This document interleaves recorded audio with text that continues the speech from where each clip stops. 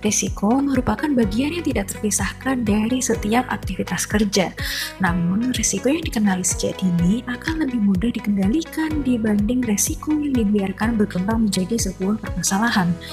Melalui sadari atau sadar budaya risiko, perusahaan menanamkan kesadaran dan pemahaman mengenai manajemen risiko agar setiap insan di perusahaan mampu mengenali, mengelola, dan mengendalikan potensi risiko sebagai bentuk tanggung jawab bersama dalam melindungi perusahaan. Eh, apaan sih berantakan banget? Kenapa sih? Ini loh dokumennya berantakan banget. Kalau kayak gini kan nanti kita yang susah lihatnya. Nah, menurut kamu siapa yang bertanggung jawab terhadap resiko yang ada? Oh iya. Belum tentu.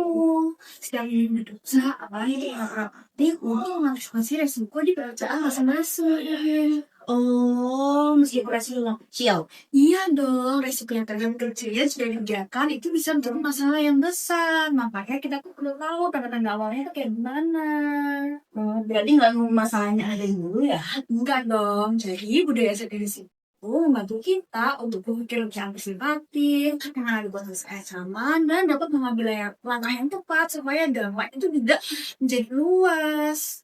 Oh, jadi sadari resiko itu semakin besar kita sadari resiko semakin besar juga kita bisa dapat mencegah kerugian yang ada. Bener banget. Dan selain budaya sadar resiko itu menjadi fondasi penting untuk membangun sistem di lingkungan kerja kita kayak gitu. Oh, kalau kayak gitu dong, gue beresnya boleh.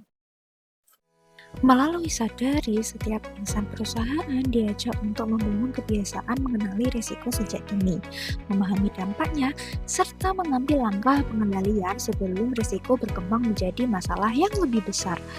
Budaya sadar risiko bukan hanya tentang menghindari kerugian, tetapi juga tentang menjaga keberlangsungan perusahaan melalui kepedulian, kewaspadaan, dan tanggung jawab bersama.